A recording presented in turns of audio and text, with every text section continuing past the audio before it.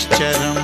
नीलाञ्जनसमाभासं रविपुत्रं यमाग्रजं छायामार्तण्डसम्भुतं तं नमामि शनैश्चरम्।